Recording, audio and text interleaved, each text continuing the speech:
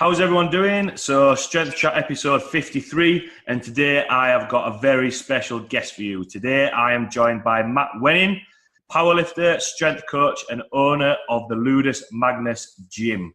How are you doing? Good, how are you? I'm very well. What's been going on? What have you been up to, working on recently? Mostly just working on the gym, working on the online coaching stuff that we do. All the fire departments that I train, which is 3, puts me at about 250 firemen that I'm responsible for. And then Oh, wow. all the equipment side of stuff that we do as well. Yeah. So a lot of stuff to keep you busy then. How is the equipment side of things going? I've seen a couple of pieces of kit that you're putting out there. They're going awesome. I mean, the belt squat seems to sell 50 to 80 more every year. We sold 130 belt squats last year, and this year we broke 200. Oh, nice. So, yeah, and the pro teams are starting to get onto them now. So we have pro American football. We're in 5 teams now. We're in some hockey teams, and we're in some pro basketball teams. Yeah. How does that affect you being able to get your own training in and coaching clients? Able to manage all of that? Well, it takes balance. I never put my work ahead of my training. It's just been that way ever since I was young. Yeah. So I get as much done as I can in allotted times. Yeah. I think, which is a good lesson for most people, is don't overwork yourself, especially in this field, maybe any field, because once you're overstretched, your quality of work is going to go down no matter what. So I try to maintain a certain amount of work hours per day, and that's all I'll work. Yeah. If it means I get a little bit behind, so be it. But the big thing is when you get your hands in that many different kinds of business ventures, is that you have to have a solid team of people that are responsible, help you become responsible for different things. Yeah. So, like right now, we split the online coaching with one of my assistants, Teddy, that also has a master's degree in exercise phys, and he's been around me for about 6 years.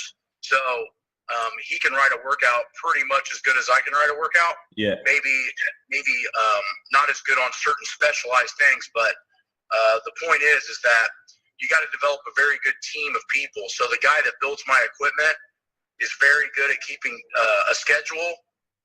He loves to assemble and build the best stuff in the world, and we don't have to worry about getting behind on orders on that. So really, even though I got my hands in a lot, I got a lot of people helping me. So it's not that I'm working 16 or 20 hours a day to get this stuff complete. Yeah.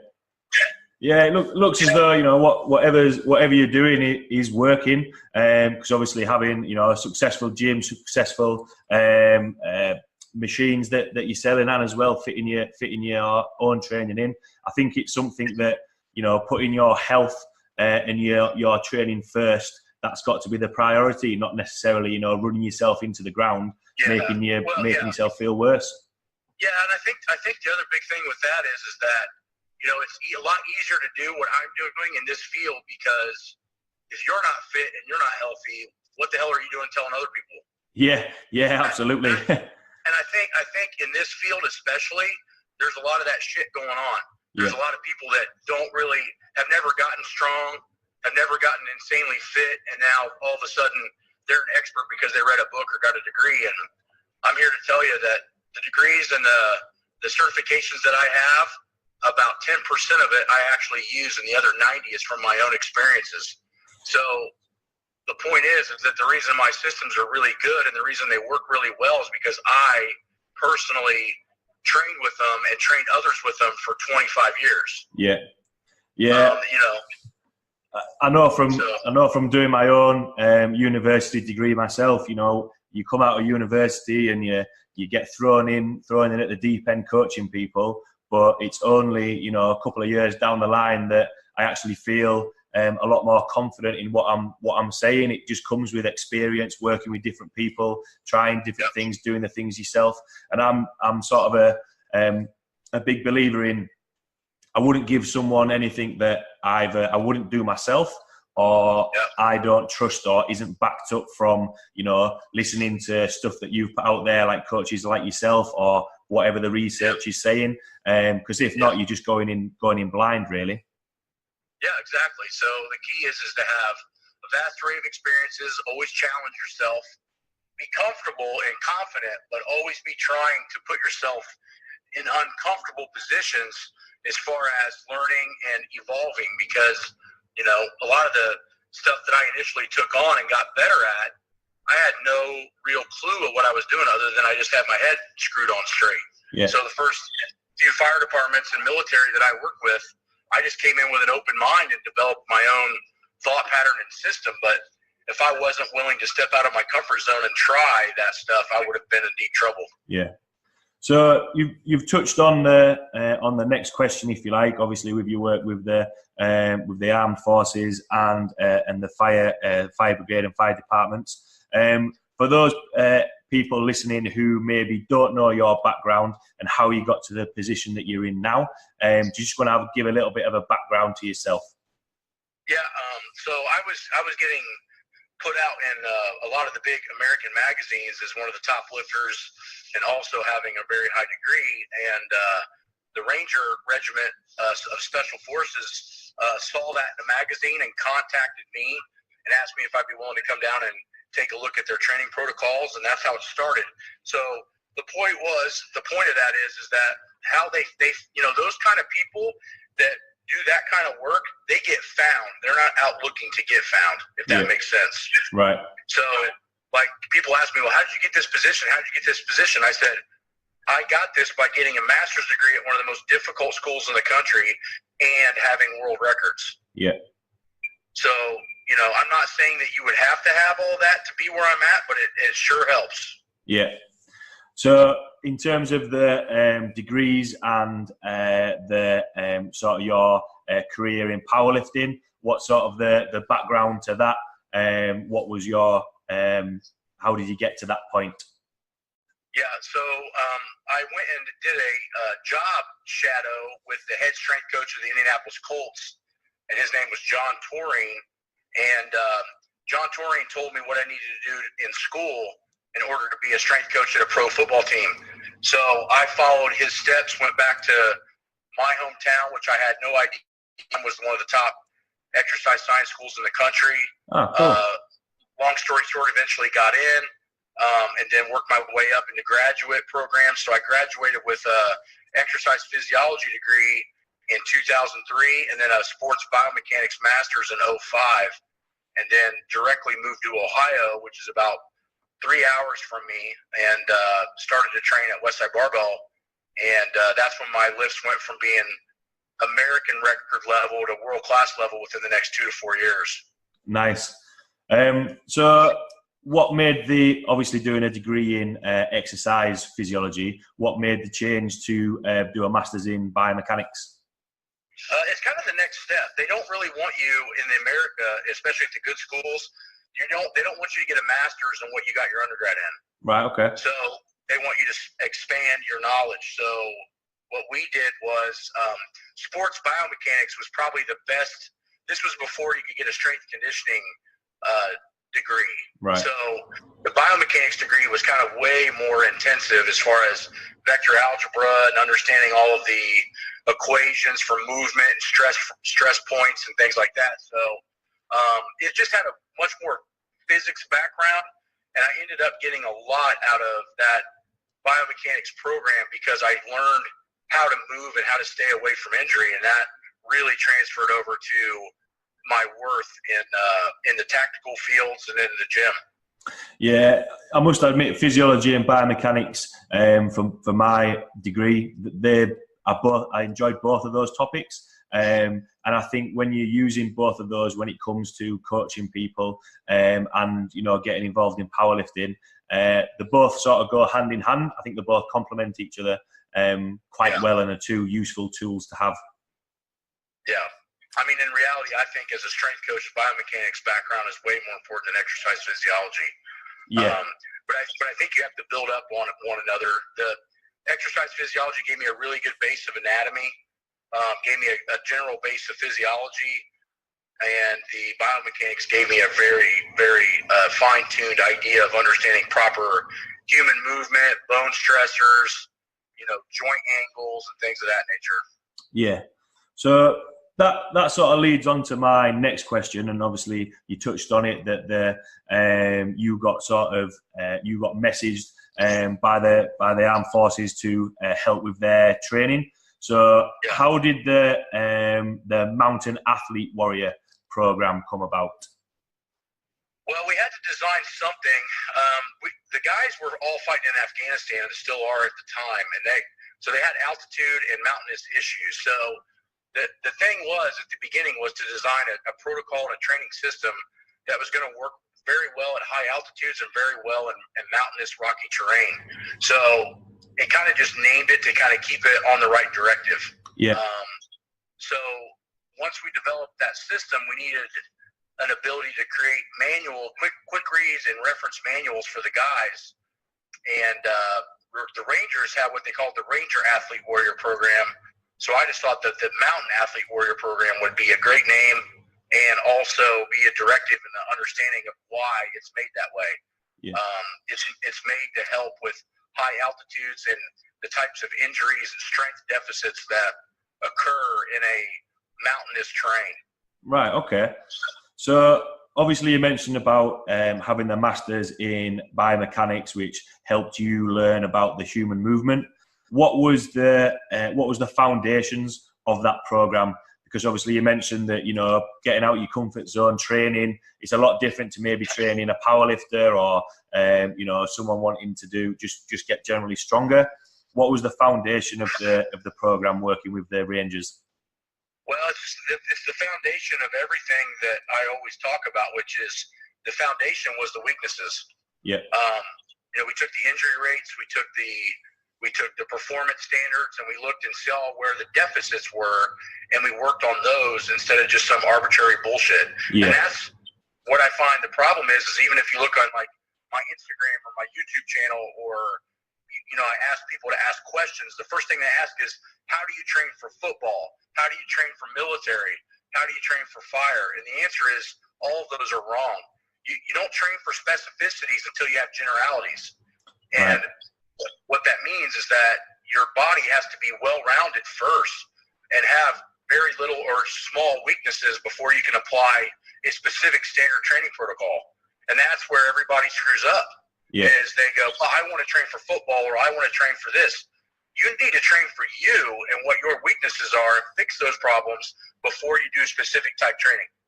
So with the injury rates that the Rangers had, what were the key areas that you focused on to start with?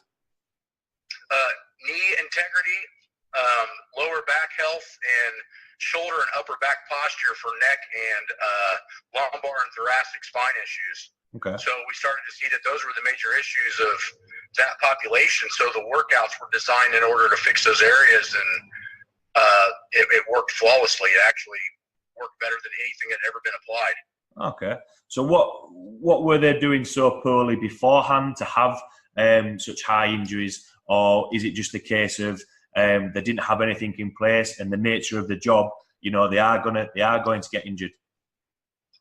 Well, they had fitness protocols in place, but the problem that you fight in the military is you fight old school mentality. So, you want to get stronger, you do push-ups. You want to get faster, you just go run more. And in reality, none of those fixes weaknesses. It actually just makes them worse. Yeah. So it's basically fighting the old style of training and getting people to understand that there's a much smarter way to do things. So to kind of answer your question is we focused everything around the weaknesses. We trained to bring those areas up and give them proper training protocol, and then we minimized the impact that a lot of the other types of training had. So they still ran, they still did sprint work and things of that nature, but they had a particular amount that they did per week that allowed them to maintain fitness level of those particular drills, but without overtraining them and then focusing the energy on the weakest points. Right. So do you think that as of now, and the more you've worked with the armed forces, has that changed? Have they changed their mindset of, if you want to get stronger, do more push-ups? Has the mindset changed a little bit? Well, if you look at now the new PTFT, the new physical training test that the Army's implemented has a lot more power exercises that are pointed now. So I think that what we did change. But what you're really going to find is the Army is very hard to change because the leadership changes too much. Right. So it'd be kind of like you go into a fire department and you talk to the fire chief and you set up a great resistance training program. Well, if you do that in a fire department, that fire chief's going to be there anywhere from 10 to 15 years. Right. You do that in the Army, they're there 2.5. Okay. So the only way to really fix the military's problem is to pull physical training away from the military because they're not smart enough to do it. Right. And then privatize it. Kind of like you wouldn't have the football coach for a pro football team tell everybody what to do with the weight training because he doesn't know weights. Yeah. Yeah. Right. So what do these pro football teams do? They hire strength coaches, right? Yeah. Well, that's the problem with the military is you got guys that have no college background, and even if they do, it's not in exercise physiology or understanding energy systems, and they're the ones that are in charge of implementing the training protocol, and that's why you have the problem that you have. Right. That's really interesting because I used to train a woman who, she is in the RAF. And she had an injury, and she trained outside of the RAF, trained with me, and she actually got an injury. So we tried to, rehab her. I think it was a knee and a hip injury, or a foot and a hip injury. Yeah. But then she had to go back and do the bleep test, and that was the test that she had to pass to basically say if she was fit enough. Yeah. But it was one of those things where that could really cause an injury to her hip and her ankle again. But they had to. They just gave her a deadline of, right, this is when you've got to do it again.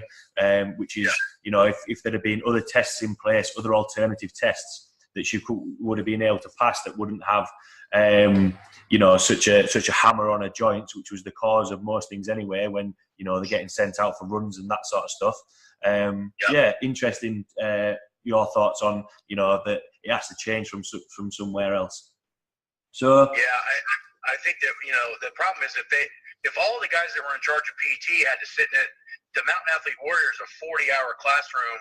So most people, if they have like a certification, it's a weekend cert, right? It's like a Saturday or a Sunday or maybe both if you're lucky. My guys had to take 40 hours of classroom and hands-on work before I would pass them. So they understood how to write workouts. They understood how to detect weaknesses. They understand optimal cardiovascular training. They understood proper dieting, and they understood technique on all the lifts. So the big thing was now they were pretty good strength coaches that had a really good idea how to use stuff, and then they could implement it with their guys. So I find that the way to fix the problem is to have a high level of education, but it takes time, and that's the problem. The military doesn't have time because the bosses change too fast. Yeah. Hopefully, though, the more it's changing and the more other coaches can get involved with these services, the better it can be. So, in terms of the actual program and working on the weaknesses that these guys had, were there any go-to exercises that you used? That worked really well? Were there any exercises that you took out or avoided?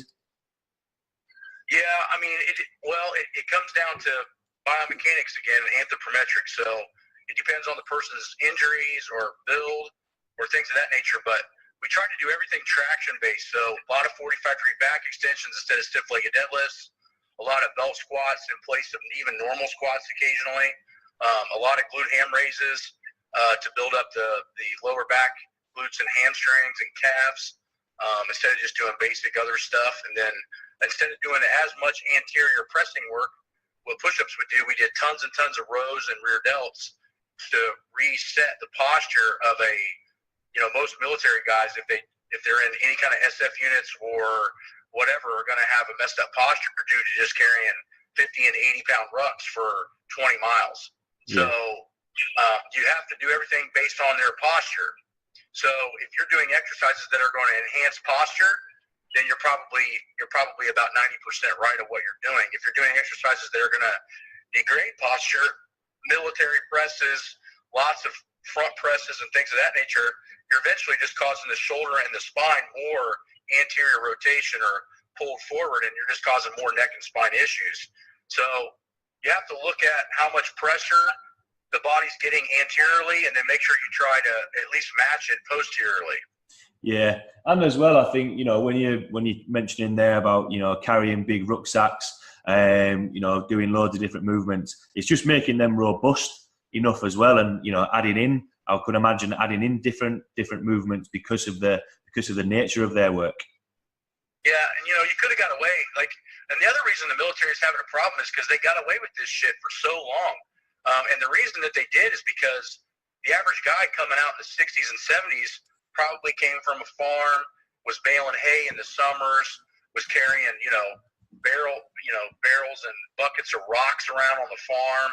They did manual labor back then. And now you got kids that play Halo games that don't even have gym classes, and they sign up for the Army. So you're dealing, and it's absolutely true, but you're dealing with an actually less fit guy than you were 30 years ago.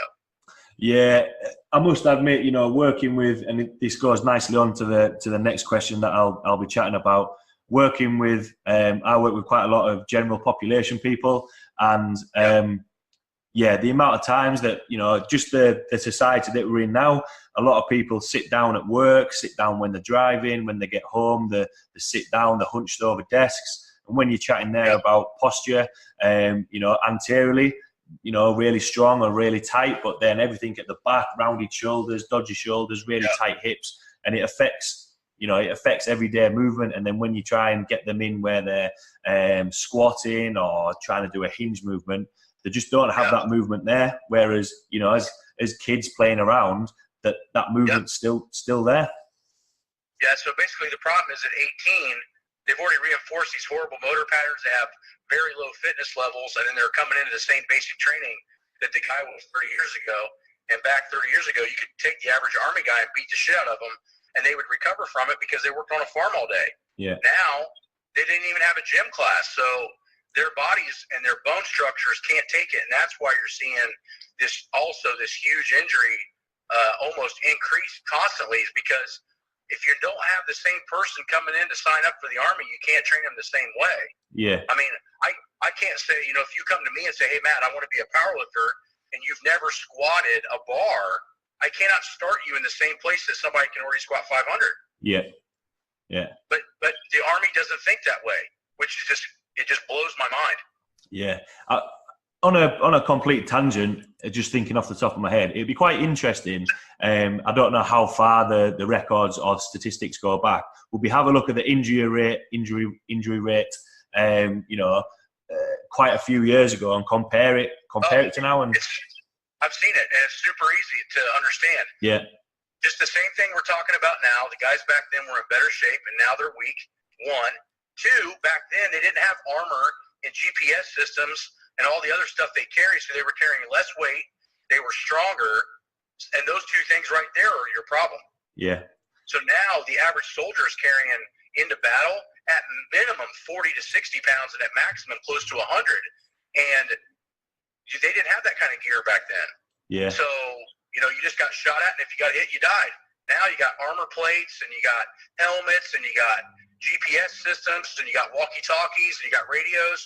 I mean, you got to think about how much more of shit those guys carry now. Yeah. And that is the big problem. It saves them and protects them, but it's more weight to carry. So it makes them get injured much easier because you're magnifying their body weight, and they don't have the bone density of the ligaments. So that's also why the training needs to shift more towards strength training than cardiovascular. It's because of the amount of weight you're carrying. Yeah, I must admit, when you think of it like that, you don't think of it. I mean, my brother was in the Army, and I remember going over to see him in Cyprus. And you know, you go over. He's my older brother. You go over, dead excited to see him, and it's like, oh, you know, what equipment have you got? And you put the helmet on, the body armor on, the bag on, and yeah, it's one of those things that you just think, oh, they've got to be able to do this, they've got to be able to move around, maybe carry somebody across or climb up this steep hill. But they're doing that with an extra added weight on them. Yeah, and the problem with it is to really build general physical preparedness or that type of conditioning. It has to be very slow and very steady progression. You can't just throw somebody in all that gear and tell them to go walk 10 miles. Yeah. But the army in a lot of cases are dumb enough to do that, and then that's why they have this huge injury rate, is because they don't have the preparation mindset. If a guy comes into the Army at 18, by the time, let's say he leaves at 22 in 4 years, that 4-year guy should be so much better, stronger, and resilient than the kid that just came in. It's unbelievable. It'd be like working at a college pro American football team. How in the hell can an 18-year-old out of high school come in and lift and train with a 22-year-old man? Yeah. Yeah. But the Army is different because the 18-year-old's not hurt yet. You see what I'm saying? Yeah, so absolutely. They don't have the injuries. So they're like, oh, well, you're young and you're fresh. Well, that's because you don't have any miles. So the problem is, and it doesn't matter who you're training, whether it's, general population or tactical or fire or powerlifting, you have to learn how to get as strong as you can with the least amount of mileage. That is the goal. Yeah. So the goal is, how do you get extremely strong and extremely fit, but you don't beat your body up? Yeah. And that's where my belt squat and 45-degree back extensions instead of doing a lot of stiff-legged deadlifts, that's where all that stuff comes in, because you're going to get relatively the same amount of strength, but you're not putting any more mileage on your body, and that's the trick. Yeah, from the powerlifters that I coach, for people that are involved in strength training, that's an absolutely great point, because, everyone thinks that coming into the gym and beating themselves up, running themselves into the ground, trying to lift as heavy as they can. I like to use the phrase, the definition of madness is doing the same thing over and over again and trying to get the same result. You're beating yourself up all the time and you aren't getting better. Something needs to change. You've got to look after your body, because if you don't look after your body, then you're not going to be able to do anything. Yeah, but they don't have that. They don't have that mindset, so that's the problem, Yeah. So for the program the Mountain Athlete Warrior program that you use for the Rangers, how did that differ from coaching the general population? And would you recommend the general population using a program like that, or changing some of the exercises, or doing something completely different? Well, it's designed for, military personnel. So I would say absolutely not, because with military personnel, you're still trying to develop certain particular attributes that are not going to be sustainable in general population. They need to be a little bit fitter than the average guy, which means that's going to take some patience and some time and a little bit more intensity of training. So I would say that it's just like all my programs, just kind of like what we talked about, is the fact that they can use the methodology and the thought process. Yeah. But they're not going to be able to use the program because it's not designed for them. Yeah. And that's where people will screw up. It's like, oh, you think you can use this for general population? No, it's not designed for general population. You know what I mean? Yeah. It's just like somebody's not going to be able to use my 900-pound raw squat cycle to get their squat from 135 to 185 because it's going to break them in half. Yeah. I kind of like how you've summed up there. I sort of knew the answer before I answered the question, really, because people will come into the gym. Oh, I'm gonna use this program. Was that designed for you? Is that designed around the previous injuries, your previous training experience, right. about how you can move? There's the magic. There's no wrong program. It's when you're using it and if you're prepared for it. Yeah. And what is the goal? The goal is the third thing you should worry about. You know what I mean? Yeah. But it's everybody's first thing they worry about. Yeah. So from working with the Rangers and the armed forces, how did then that transition into working with the fire department? Like I said, like all the tactical stuff that I had, as they all found me. So I was working with the military, and they did a big article in a magazine, and it went kind of viral, and the fire department started to see it. Yeah. So how did the program differ then? What were there similar weaknesses that you had to work on with the fire department, or was it a case of starting from square one again? Oh, it was. You mean were they similar as far as the fire department to the military? Yeah, for the program that you used. Oh, yeah. Like I said, the philosophy was absolutely the same, but where we started was way off. The problem is that everybody wants to believe that firemen, because they signed up to save other people's lives, are more fit than the average person. And I've been around it a long time, and I'm here to tell you that's not true at all. It's actually probably the opposite. Right. So the problem with the problem with the difference in the military is that these guys, if I give them something to do, right? Yeah. They have to do it.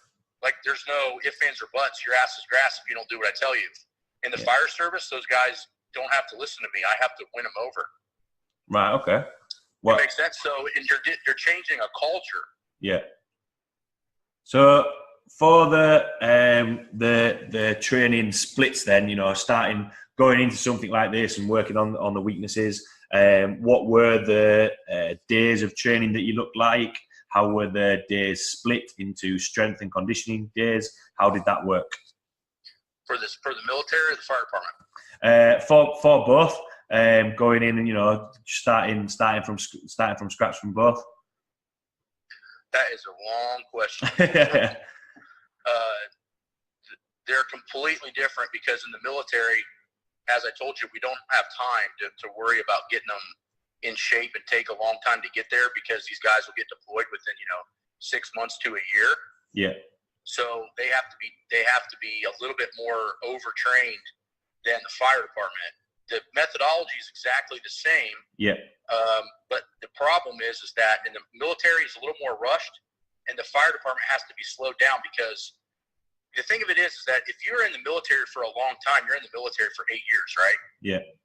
That's double amount of most people would be in the Army. That is just the start of a fire service. So these guys have to be in good shape until they're 60 in the fire department, and in the military, they don't have to be in good shape. They don't have to be in good shape until they're less than 30. Right. Okay. So that makes it a huge difference. Yeah.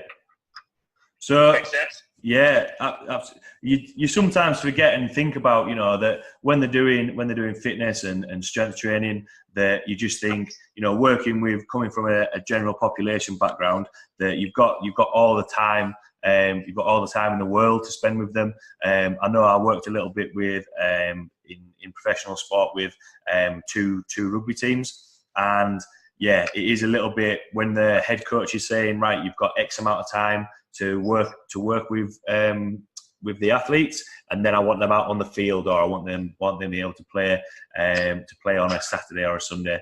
So, how did the duration of the cycles change between the armed forces and the fire department? Did you do certain blocks, or how did that work?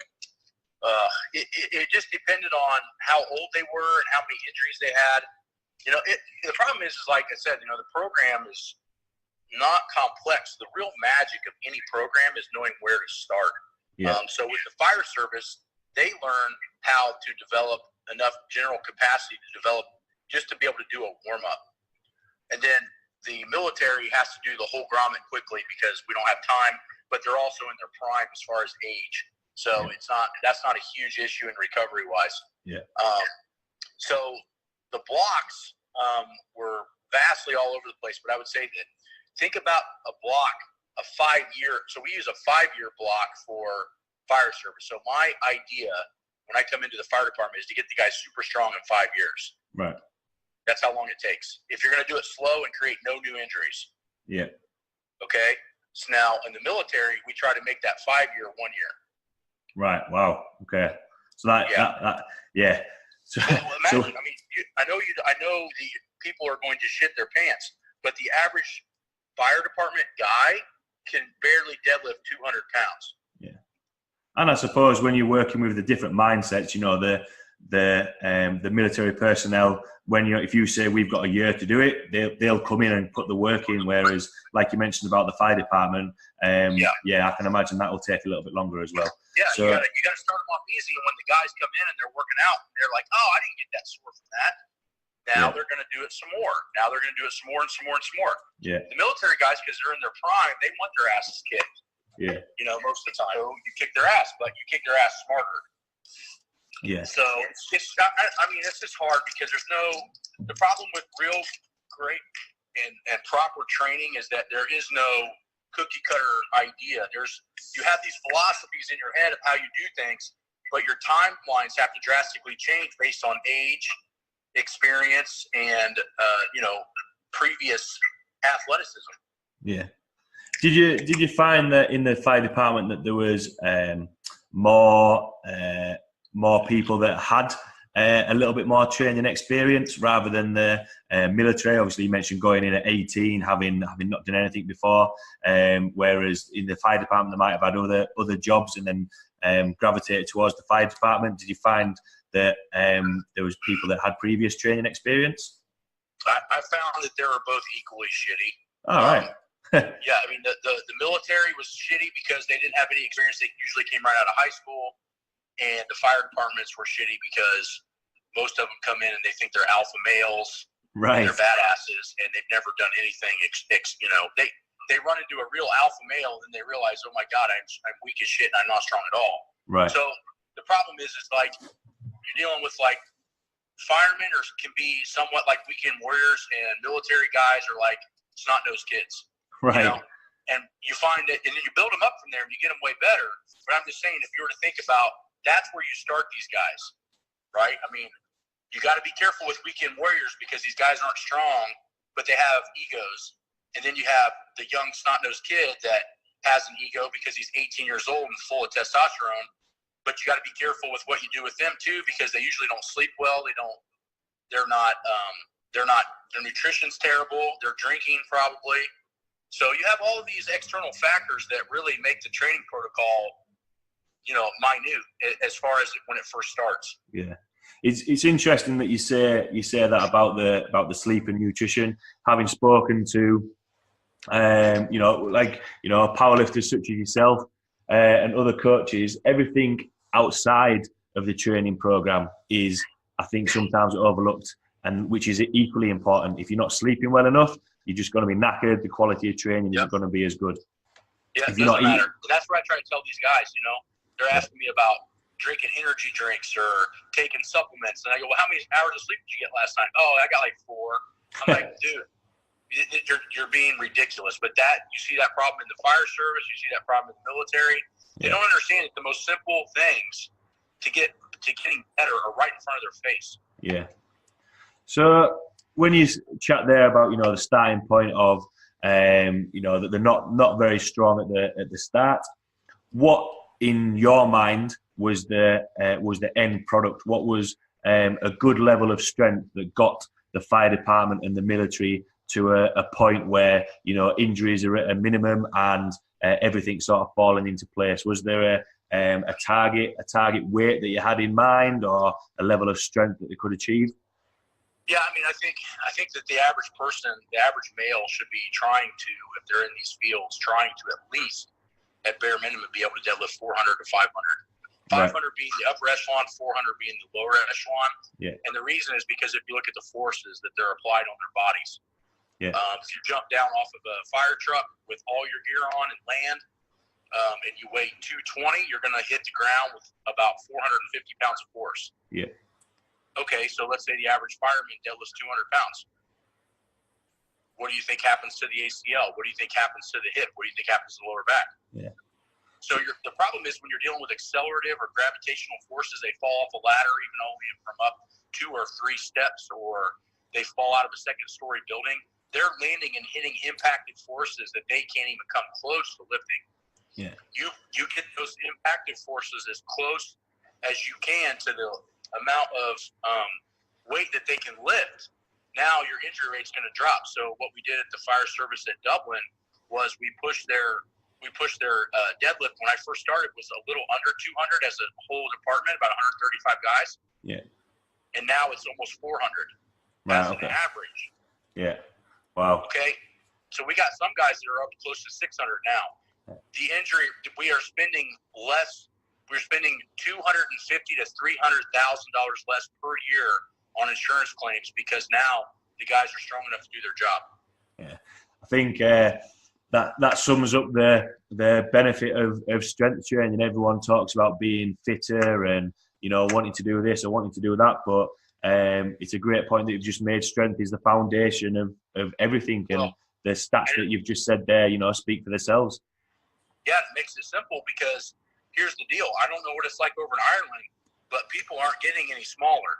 Yeah. Okay, so, and what I mean by that is that now more than ever, because the amount of gear that they carry and the weight of the general population in the average store is going to be way higher, causing you to have to be way stronger. Yeah. So the big issue is that now you have to be strong to be a fireman because the average male doesn't weigh 185 anymore. Yeah. Or 80 kilos, right? I mean, a small man now is 100 kilos. Yeah. Okay, so if you can only deadlift 200 pounds, you're already carrying 50 pounds of gear. How much can you lift? 150. Yeah. So now you're 60 pounds behind what the average guy weighs, or 20, 25 kilos. And what are you going to do when you walk down the stairs and you turn your back the wrong way with something that's 60 pounds more than you're capable of lifting? Yeah. It's pretty simple math. Yeah. So in terms of that, obviously you mentioned about if firemen jumping down from the ladder, and obviously the belt squat that you use and deadlifting. What was the technique of deadlifting that you were using? Because there's the thoughts of using trap bars, using sumo deadlifts rather than conventional, put the load on the lower back, and instead of back squats, loading the spine for obviously the fire department and military that have such active jobs. What are your thoughts on that? Well, I mean, variation is key. So there is no bad lift. Yeah. There's no lift that you avoid. There's just lifts you don't do all the time. And that's what you find is the big problem in the resistance training protocol, because even if guys have a fairly proficient background in training, they don't rotate the type of lifts that they do all the time. Mm-hmm. So you need to rotate the type of lifts that you do. That would be the number one thing that I would tell anybody is don't train. Know what muscles are your weak points, but don't train them the same way all the time. Yeah. Yeah, it's interesting to see that the powerlifters that come into the gym, it's good to add in different movement. Yes, you are doing the squat, bench, and deadlift, but that's only the same movements all the time. Yes, you're training that for a sport, but you need to be a robust human as well. You need to be able to do the different ranges of movements. Yeah, but you even find that the guys that are powerlifters that do the same movements over and over again, the classic movements they compete in, they don't have long careers. Yeah. Yeah. I mean, the only guy I know of that's like that is Milanachev. Right. But you find that being a massive problem in Europe. Like, you guys over there like to specifically train way too much. Yeah. So why do you think that? Why do you think that is? I have no idea.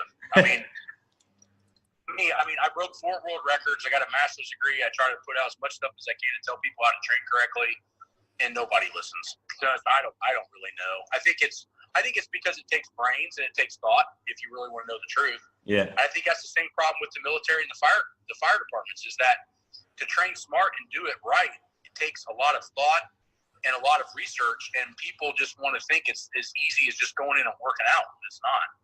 Yeah, it is interesting, the assessments I'll do and point people in the right direction of, this is the best way to, or point them in the right direction of what you think is the best way of training. But there does seem to be a mindset of, doing the more is better.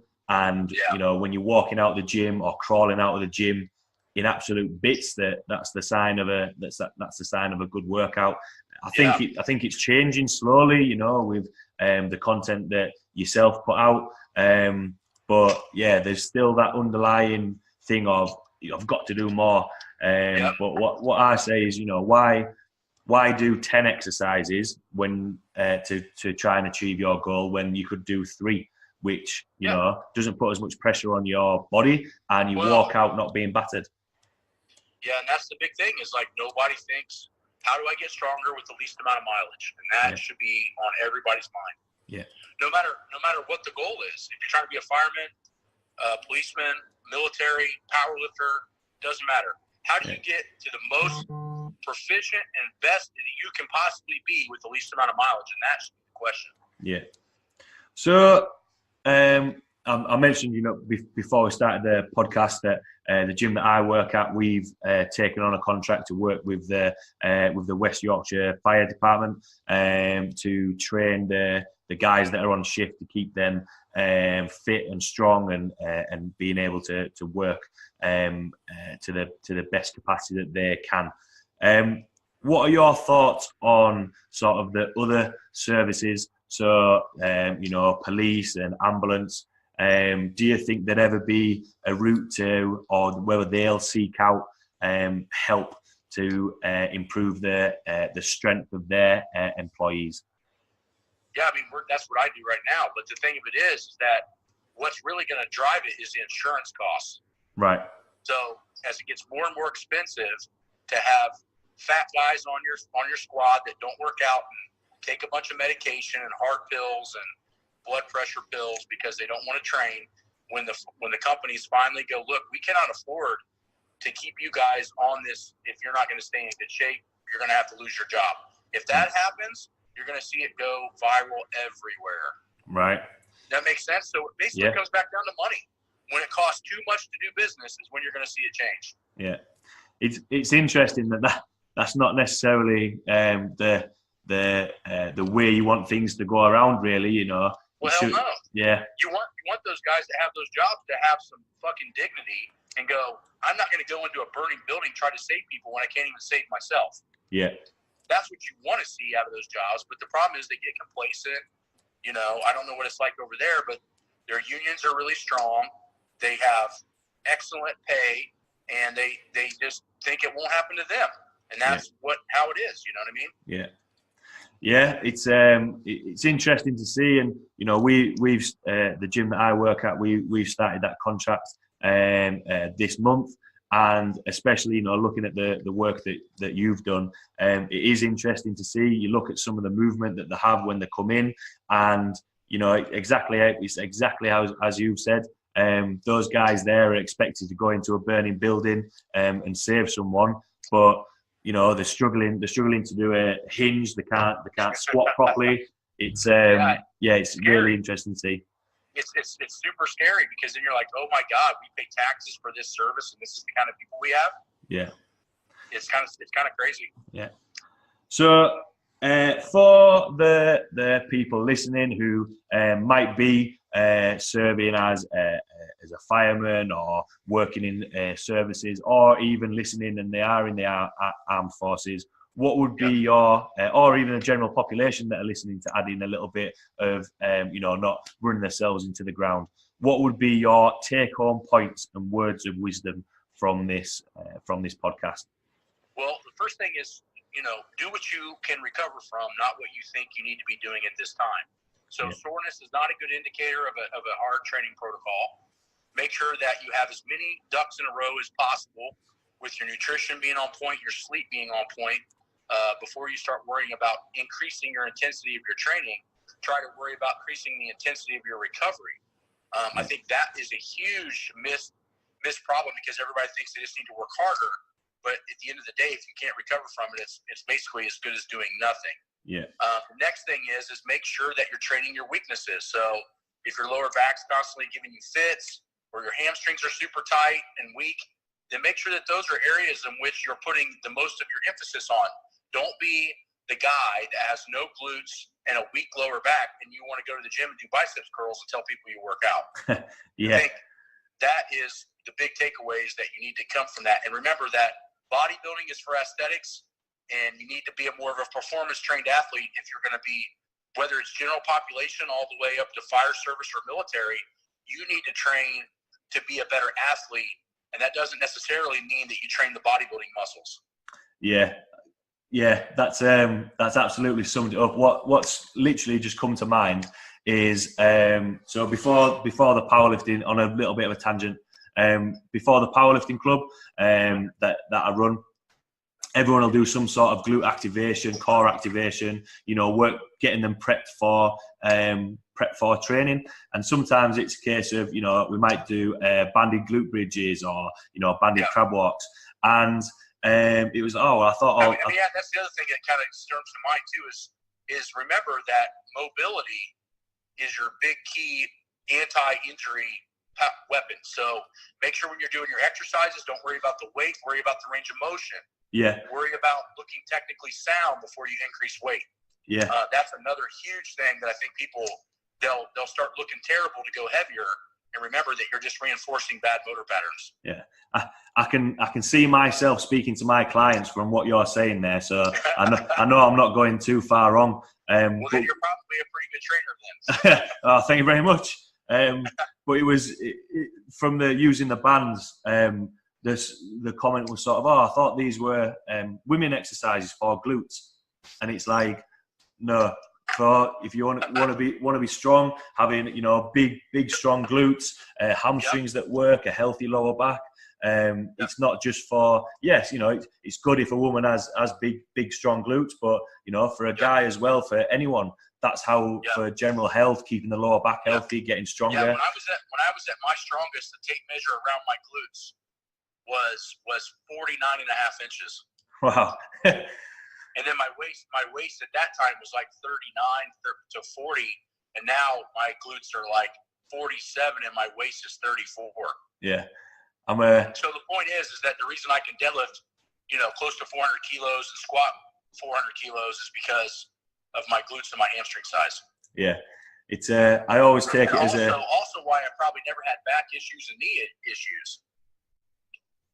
Yeah, absolutely. I take it as a sign of pride when clients come in and say, I've had to buy a bigger size pair of jeans, or the back of my jeans is split.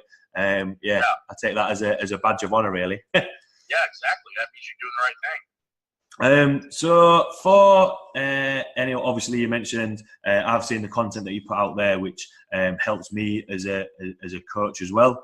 If anyone has any questions for you or want to have a look at the content that you put out there, where can people find you? Well, we just started a huge launch on the YouTube channel. So we've had good podcasts on there with Bill Kazmaier and Dana Lynn Bailey and George Halbert and a lot of the legends of fitness, really. Nice. We've had that on there for a while, but we're just getting ready to launch episodes for lifting and nutrition and recovery tips on the YouTube channel. And then that's under Wenning Strength. And then the same thing with the website, wenningstrength.com. That's where we have the specialized belt squat equipment, the specialized belt squat equipment and things of that nature, and the new Good Morning machine, and then the online coaching. We actually do a lot of satellite coaching for fire departments. So we actually work with a couple of New York departments where they actually call into us, and we show them. We give them their weekly and monthly workouts, and then we do checkups on them of the units. So that's becoming kind of a niche thing, but it allows us to be accessible to everybody across the country. Cool. Funnily enough, I saw some of the new bits of kit that you released, and seeing as well at the start of the year in the new gym, we're actually looking at some new equipment. So I was trying to look at some new toys that we could look at. So the key is just when you order equipment for the type of population you guys sound like you're getting into, just remember to think traction versus compression. Does this exercise build these muscles up without putting a lot of excessive spinal load on? And if it does, then that, especially vertical loading, then I would totally go that direction, because it allows you to get way more volume in, way more strength performance increasing without increasing mileage. Yeah, I think that's been a key quote throughout, which I'm sure I'll be using when I'm speaking to clients going forward. thanks a lot for taking the time to chat with me. I really enjoyed that. It's an area that, you know, I'll hold my hand up and say it's not an area that's my strongest point, but it's definitely something that I think has been or is being highlighted a little bit more. And it just goes to show that, you know, the foundation of strength that you need, it's relevant to everything. And I say to people that, you know, they'll come in and do strength training. Oh, well, I don't want to do powerlifting. Strength is relative. Strength is what you want it for. It's not just a case of there's really no other ways you can get bone density, ligament density, and muscle tissue to sustain through the length of your life if you don't do resistance training of that nature. I've taken quite a lot from this. Really enjoyed chatting with you. I hope everyone else listening enjoyed that as much as I did. Thanks a lot, Matt, for taking the time to speak with me, and I will see you all next week. Awesome.